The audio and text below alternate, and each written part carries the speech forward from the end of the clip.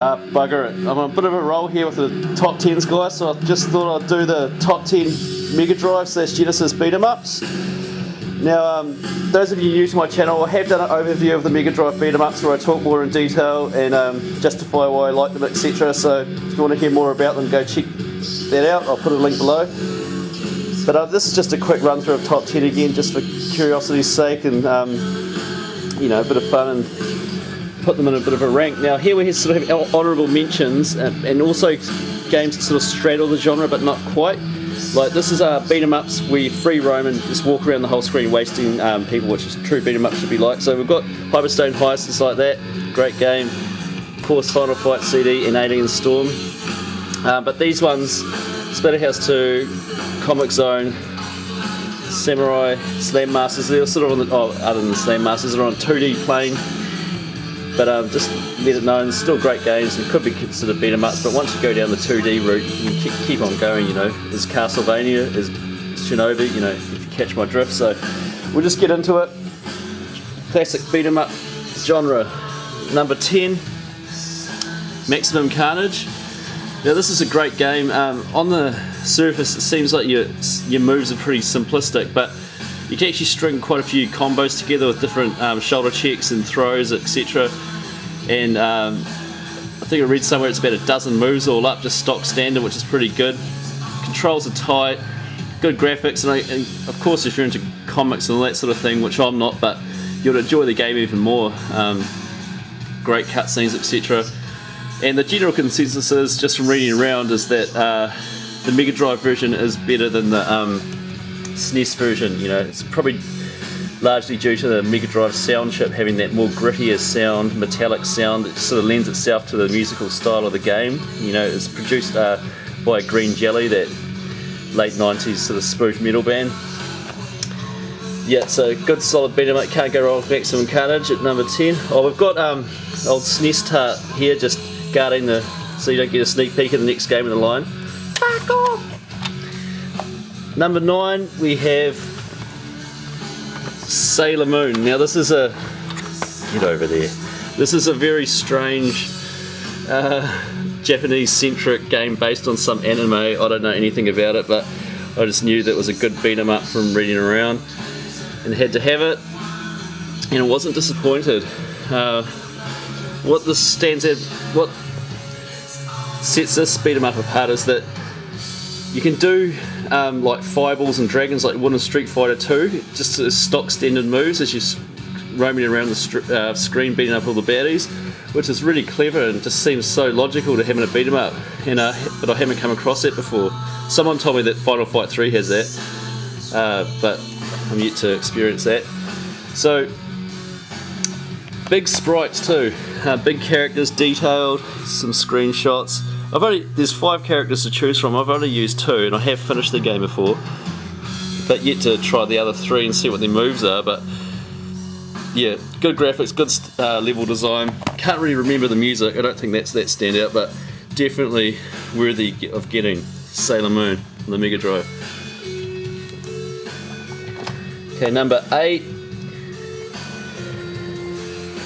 Golden Axe 2. Not much to be said here, great beat 'em up. You know, it doesn't really stand out in the graphics department, but great sequel to the first. We'll talk about, you know, it's sort of arguable. Some people like this better than the first and vice versa, but pretty close. But definitely they haven't strayed from the recipe from the original, which made it good, which is a good thing. And number 7, Streets of Rage 3. I'd like to get the Japanese version of this, obviously for the artwork, etc. But also it's meant to be a more polished game. They've tidied up some areas with more balanced boss fights, etc. But this is still a good game. Can be a wee bit tedious with the long boss fights, etc. And the graphics took a bit of a step down in some ways from the second, but still pretty cool. New characters, the old guy, and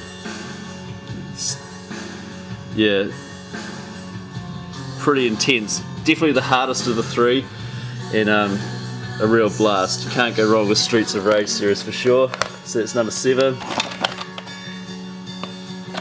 number 6 is Golden Axe 3. Now, I know that a lot of people don't really like this, and I don't really understand that because I think it's a really good game.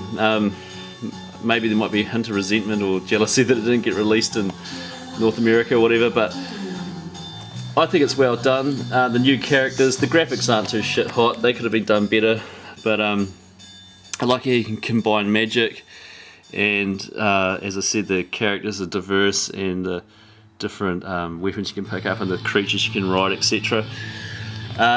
Yeah, the boss fights can be sort of boring and tedious, but let's face it, all the Golden Axe games aren't really known for their boss fights, but I definitely think this is an improvement. And yeah, the main thing too is multiple paths and endings in this game. Lots of multiple paths, which makes it really interesting for good replay value and just different environments, etc. So that's the main upgrade, I'm sure. Yeah, which made it really good in my book. And number 5, Splatterhouse 3. The first Splatterhouse 2 on the Megadrive was just straight 2D, but this is a free roaming beat 'em up, and an awesome one at that. Just brutal, love the theme, and you know, so classic. Cool specials, cool weapons, and you got that puzzle sort of element where you got to find your way through and beat the time on the clock. So there's heaps of depth to this game for a beat 'em up, and I just think it's a great game. Now I have to show you something, just to warn you of how bad Sunfade can get. Check this out. Look at that. That's what bad Sunfade looks like, guys. Anyway, I'll get the Japanese version one day, but this is great. Great game.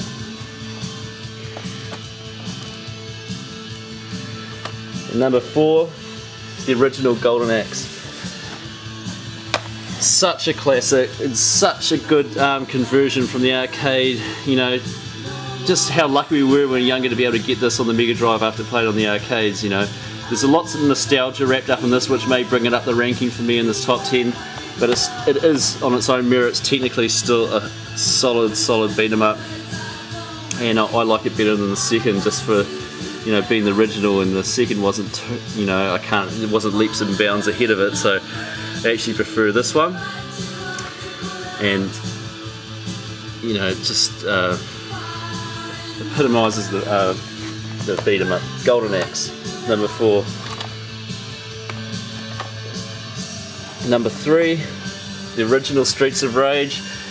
I should have mentioned with the other two, you know, the music is awesome by is it Yuzo Koshiro, and this one is awesome. You know, you always got to have your headphones on when you play this. It rules, and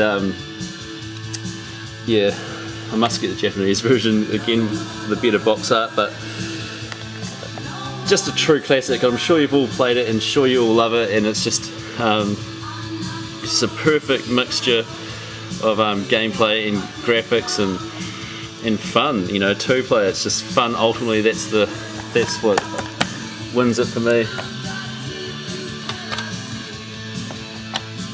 Now, number 2, the Punisher. This game is great, and of all the beat 'em ups I've got here in my top 10, this is the one I've spent the most time with. It is just full on carnage.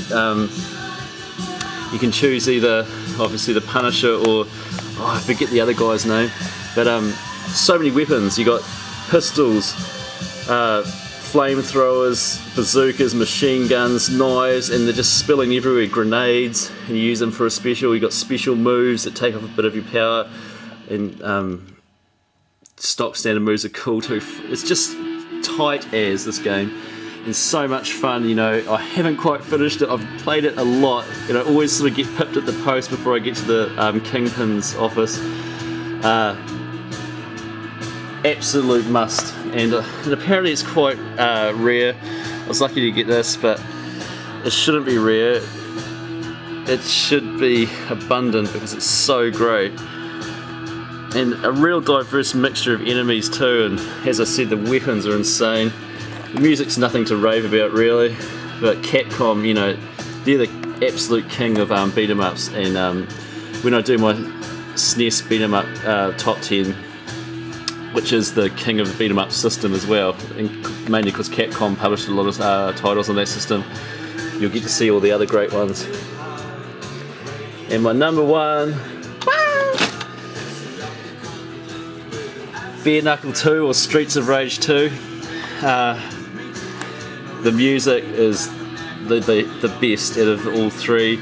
The gameplay is the best. I love Axel's tap across punch, dragon punch. That fire punch is just devastating. Ultimate game for 2-player fun on the beat 'em up, and I think it's just almost perfect. Great game. What can be said? It's all been said before, but that is my number one. And yeah, so as I said, guys, I'm just waiting on one more game to come for the SNES beat 'em ups, and then I'm going to do my top 10 for them, and that's going to be good because the SNES or the Megadrive may have been the king for shoot 'em ups in the 16-bit era, but the SNES was definitely the king for the beat 'em up. So look forward to doing that, guys. Catch up.